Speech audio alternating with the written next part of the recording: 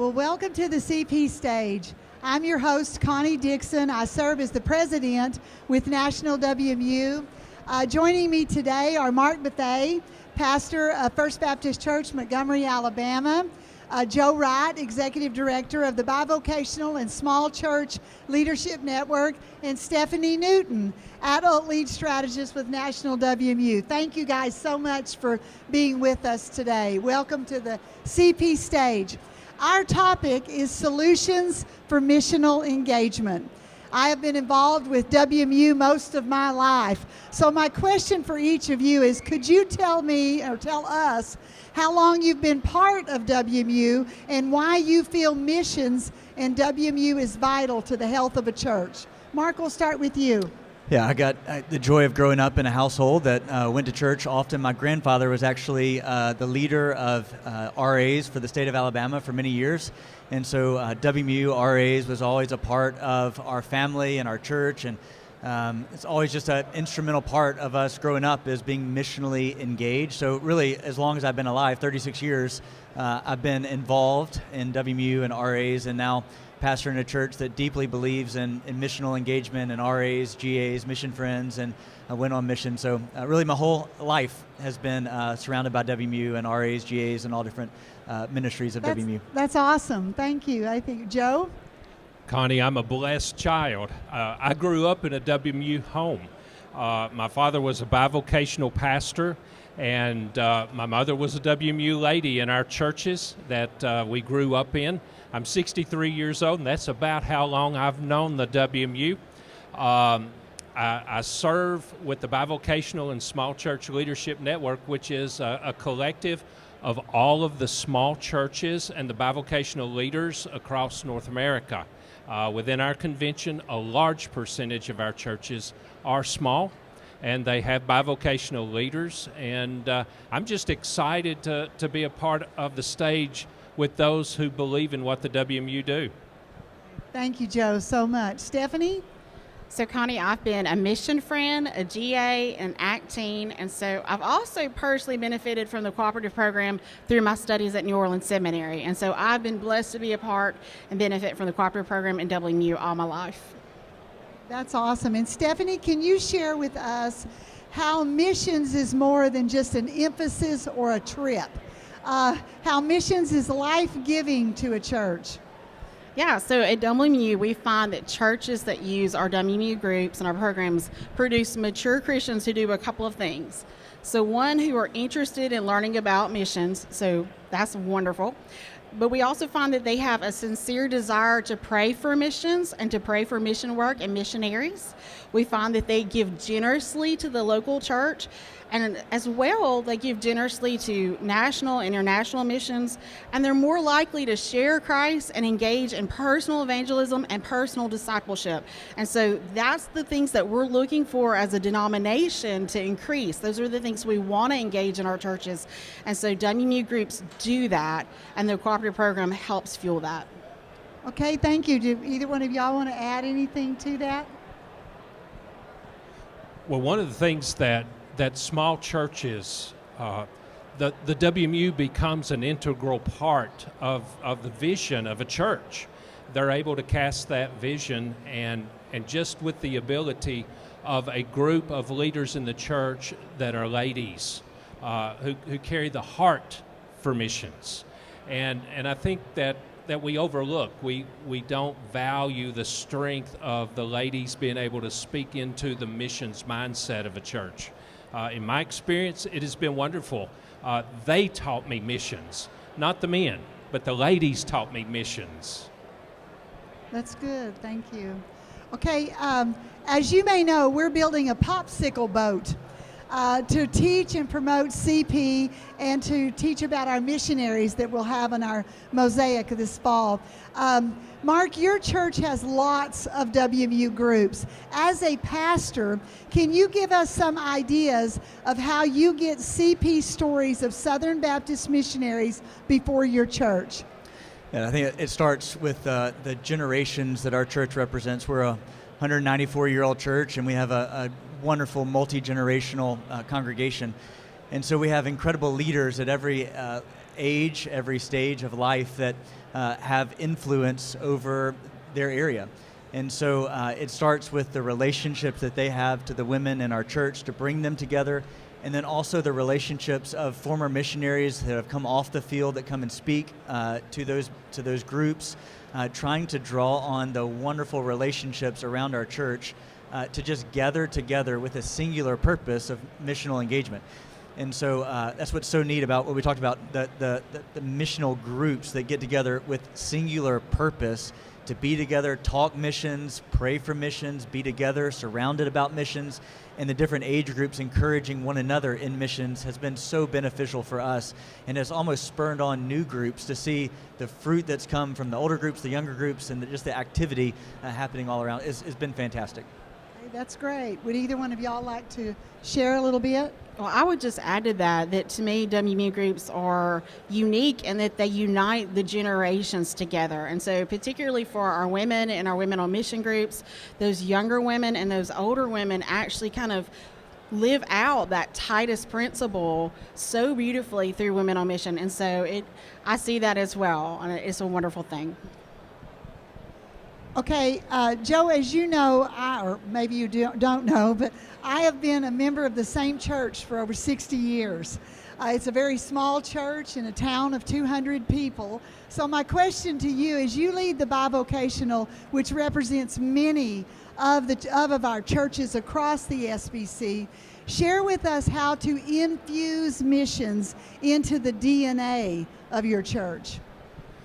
There's no doubt that missions comes straight out of the 28th chapter of the book of Matthew.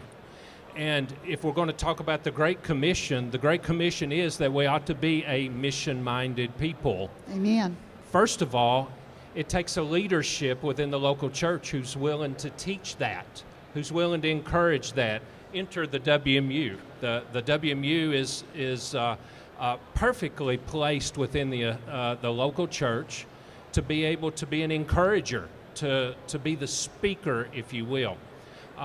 Second of all, it takes a pastor who is not afraid of the WMU. I was raised in a church where the WMU was as welcomed into leadership of the church as the pastor and the deacons were, because it was those ladies who taught missions to each and every, use the term generation. To each of us, we learned missions at the feet of our mothers and grandmothers and even our sisters. And so it takes those passionate leaders. And then finally, it takes an investment. It takes somebody willing to stand up and say, this is worthwhile, not just when it comes to money, but we need to invest ourselves. One of the things that I encourage bivocational and small church leaders to be mindful of, if you've never been intentionally missional, you really can't call yourself mission-minded. And so I tell them, go on a mission trip. Do something at least once. Give God a chance to change your heart. He will, if you give him that chance. And so I believe it's integral to church regardless of what size it might be. If it's a big church or a small church, you've got to have those leaders who see the vision and can communicate that. Okay, Mark, what about a big church? Do you have any insight on how to get the missions in the DNA? Yeah, absolutely. It doesn't happen by accident. Missional engagement just doesn't accidentally creep up in your church. You don't accidentally grow missionaries. You don't accidentally one day wake up with all these missionaries in your church. It starts by intentional steps of building missional engagement into your church. For us, as a larger church, I see our church not like a cruise ship. At a cruise ship, you come in and everything's taken care of for you. You have all your drinks and your food. You come in and everything is surrounding about what you get out of it. I like for our church to be seen as an aircraft carrier. We run to where their needs are and we deploy people out. We have these signs every time you leave the church parking lot that say you're now entering the mission field. And there are constant reminders everywhere we go that we are called to be on mission. And so building up leaders, putting out every Sunday morning, every Sunday night, trying to have mission commissionings where we're commissioning out groups, and that's before the church, having mission reports when our teams come back to show people where our people are going, what they're doing. When missionaries come off the field from IMB, we want to put them on our church stage for people to see them, get to know them, and then just celebrating. You replicate what you replicate what you celebrate. And so we want to celebrate where we see missions and people doing wonderful things. And again, it doesn't happen by accident. It takes intentionality, day in, day out, week in, week out, to get what you want to see in a church that's engaged heavily in missions. Okay, that's wonderful. This last question, or another question for all of you, I'm going to start with Stephanie, but how would you help a church see that missions is not an elective? Okay, it should be weaved into all that we do as a church. So I'll let you take that one, Stephanie, to start with. So when you talk about DNA is a twisted ladder, right? And so when you look at the DNA of a church, the sides of the DNA are missions and evangelism. And so everything that hangs between those two sides has to hang on those rungs of that ladder. And so for me, when you think about missions, that's tied to evangelism always. Those two things have to run those rails together. And so missions is what makes us aware of the need to do evangelism. Missions is what wakes us up to go, there's a world bigger than me. And I've got a personal responsibility as a disciple of Jesus Christ to go out there and minister, and to go out there and tell about a Savior who loved me so much that he gave all for me. And so we have a mission to do that. How could that ever be an elective thing if that's what we're hardwired to do as individuals and as churches? Thank you, thank you. Joe, would you like to address that?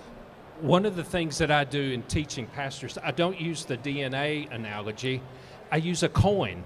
Oh, I like that. And evangelism and missions are two sides of the same coin. Exactly. One represents who you are, the other represents what you do. And they both work hand in hand. You can't have, if you are not evangelistic and you're a mission, that's just altruism. That's right. just do-gooderism. Right. But by the same token, if you're evangelistic but without that follow-up, that missions development, that discipleship, if you will, then we have salvation that doesn't replicate itself, which does not fulfill the Great Commission. And so it's still that two-sided part, that duality within the Christian life. It's what we do springs out of what we are. And just the ability, if we're not going to be in a lifestyle for Jesus Christ, then can we really claim to have a relationship with Jesus Christ? That's a very gray area. And so there's missions has to be a part of that relationship of living for Jesus within our local church. Yeah. Mark? So when we are so focused as a church on the Great Commission, the Great Commandment, we have a easier time overlooking the faults in one another, giving grace to one another. When we're focused on the Great Commission, Great Commandment, the carpet color doesn't make as much of a difference. The color of the roof doesn't make as much of a difference. When we are so focused on the urgency of the gospel that is all around us, so many of the tertiary issues just fall by the wayside. And so as we elevate missions, as we undergird everything we do in the reality that there are people dying and going to hell all around us, I have found as a church in Montgomery, Alabama, we are healthier, we are more unified, we are more loving to our neighbors when we constantly lift up the need for Jesus and the gospel to be everywhere we go. And so that would be the best way I could answer, is just focusing everything we are. Great Commission, Great Commandment. It's who we are, and it's how we thrive and function best. Okay, the next question is, how would this affect the entire SBC? If we were more missional and had more of a missional engagement, how would that affect the whole SBC family? I would just say I think we would all agree that the SBC and local churches are at their best when we are resolute about missions and evangelism. That's where we are at our best. That's where we're at our finest. That's where we are most unified.